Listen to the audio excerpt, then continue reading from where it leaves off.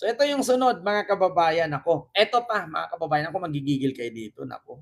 Isa din 'to, isa din 'to sa pinanggigilan ni Jose Claire Castro, si Robin Padilla. Halos araw-araw na 'to si Robin, eh, puro kabubuan yung ginagawa. Puro kabubuan, puro katangahan yung ginagawa ni Robin. Eto, mga kababayan, kung naalala niyo po, si PBBM po ay, pumunta ng Russia. Kung naalala niyo 'di ba, pumunta ng Russia si PBBM. Tapos mga kababayan, 'di ba nakipagpulong siya kay Vladimir Putin. Ngayon, sabi nga ni Vladimir Putin, sana 'pag galing Russia, meron ng flight direct ng Philippines. Tapos inimbitahan nga ni PBBM si Vladimir Putin na pumunta ng Pilipinas. Actually, first time yatang mangyari mga kababayan na pupunta ng Pilipinas ang presidente ng Russia if ever. So ngayon, mga kababayan, sabi nga ni PBBM na welcome sa Pilipinas si Putin o presidente ng Russia, nag-react si Robin. Mm. So, Mamonit si Reza Forcillo po. So ngayon mga kababayan, ang sabi ni Robin Padilla, natatawa ako mag-isip, sabi ko grabe talaga 'no. Ayaw ko namang sabihin bobo siya, pero parang gano'n na nga. Kasi ganito mga kababayan, ipapabasa ko po sa inyo yung naturang sabi ni Robin. Eto alam niyo ba ang sabi ni Robin mga kababayan? Eto, sabi niya, Padilla to Marcos, if Putin comes to Philippines, will you hand him to ICC too? Kasi alam po natin mga kababayan, na itong si President Putin ng Russia ay gustong arestuhin ito ng ICC. Wait lang po mga kababayan.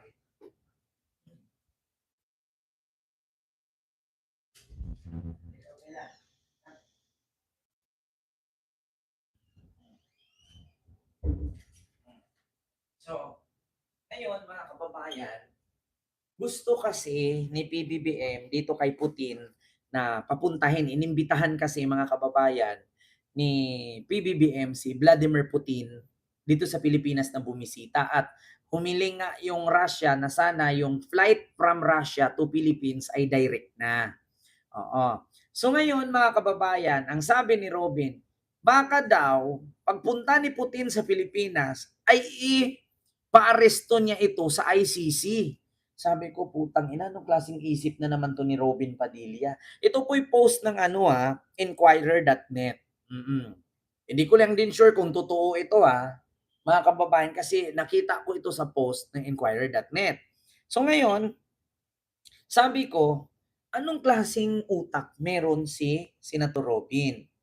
Paano mangyari na ipasurrender ni PBBM si Putin sa ICC na sila na nga mismo nagsabi, bakit daw ipinahuli si Digong na hindi naman tayo miyembro ng ICC? Sila na mismo nagsabi, bakit daw sinuko si Digong, hindi naman daw tayo miyembro ng ICC. So ngayon, ibalik ko lang kay Robin. Di ba sabi nyo nga hindi na tayo miyembro ng ICC. Paano mangyari na isurrender ni PBBM si Putin? 'Di ba? 'Di ba mga kababayan, mga tanga-tanga lang. Alam nyo, magawaan lang nila ng issue si PBBM, 'di ba? Yung may maibanat lang talaga sila sa totoo lang. Kaya sa totoo lang, sabi ko, bakit may mga ganyang ano 'no, may mga ganyang tao. Actually, hindi naman ganito kalala ang politika sa Pilipinas, eh. Pero ngayon parang lumalala kasi bakit? Alam niyo yung mga konting gusot, pinapalaki, 'di ba? Yung mga konting gusot ay kanilang ginagawang issue para malinlang ang taong bayan. Una, hindi na po tayo miyembro ng ICC. So anong karapatan ni PBBM mag-surrender kay Putin? Pangalawa, ang Russia hindi rin miyembro ng ICC. Anong karapatan ng ICC mag-aresto kay Putin? 'Di ba? Ganun lang 'yon. Ito, ICC warrant of arrest by Bato question.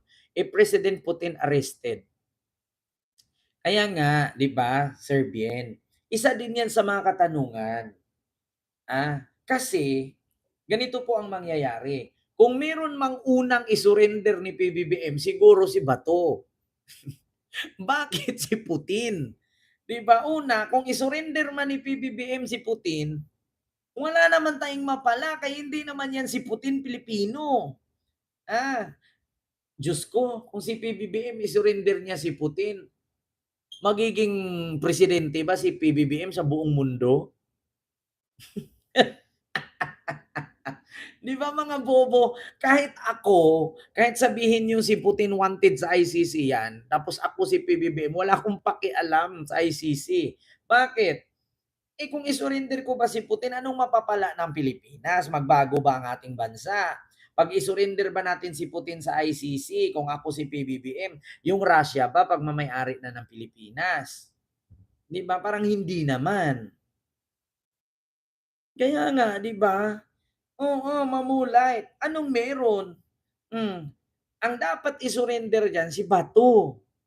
Hmm, 'di ba lagi nilang sinisigaw bakit daw isu-surrender, hindi naman tayo miyembro ng ICC. Yun na nga naman pala, 'di ba? Mm. Ay naku, mga kababayan, katangahan na lang talaga. Meron pa nga akong napanood kanina dito, mga kababayan, na video ni Boying at ni PBBM na may utos daw si PBBM. Ito, mga kababayan, ipapanood ko sa inyo, may pinapakalat ang mga DDS ngayon. Ito yung pinapakalat nilang video, mga kababayan. Yung kaso ng dalawa, pahilawin mo muna. Yung kay Marcoleta muna unahin. Yung kay Romualdez, ikaw na ang bahala gumawa ng dahilan. Magpa-presscon ka lang.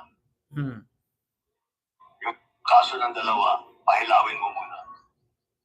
Yung kay Marcoleta muna unahin. Yung kay Romualdez, ikaw na ang bahala gumawa ng dahilan. Magpa-presscon ka lang. Di ba?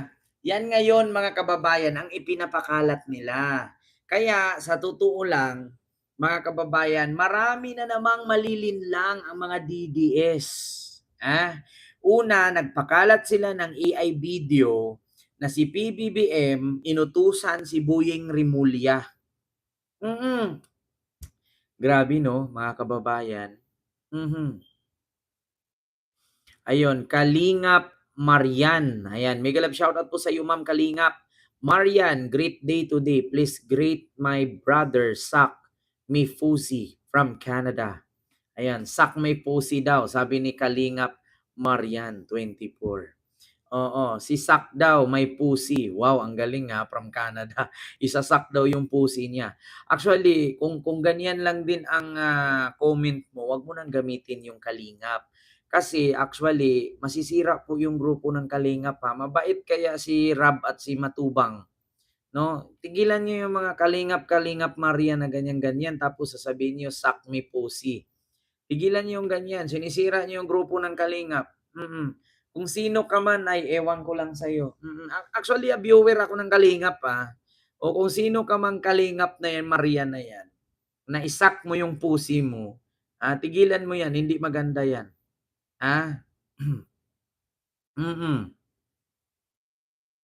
So, yun po yun mga kababayan, i-share ko lang po sa inyo. Sir Michael, hello po sa iyo, Sir Michael. Ma'am Jennifer, hello po. Kaya sa totoo lang mga kababayan, ito na nga, ultimo military, ayaw talaga kay Sara. Ilang beses na yan mga kababayan na nawagan ang military kay Sara, ni Sara sa military, pati yung mga tawag dito, yung mga retired officials, no, military officials, wala talaga. Hindi po mag-shot, pag-shot. Nako, Ma'am Jennifer. Ma'am Munit ng Serisa Force and kay Swarso who live in. Ayan, may love shout out. Ma'am Ashley Kate. Ayan, may love shout out po. 'Di ba? Anong sabi? You're not, hindi ka pagising sa katotohanan. Sabi ni Nayer Punahin. Sinong hindi gising sa katotohanan? Ako? Diyos ko. Ay, ito sa totoo lang. Yung mga DDS laging sinasabi yung ganyan. Hindi ka pa gising sa katotohanan. Tayo pa yung hindi gising sa katotohanan. Pag hinanapan nga kayo ng ebidensya, hindi nyo nga mapakita. Sige, anong katotohanan ba yung sinasabi ninyo? Yung mali-maleta? Tapos 'pag hinanapan mo ebidensya, wala man lang masking picture maipakita. Oh, anong katotohanan na naman ang sinasabi ninyo?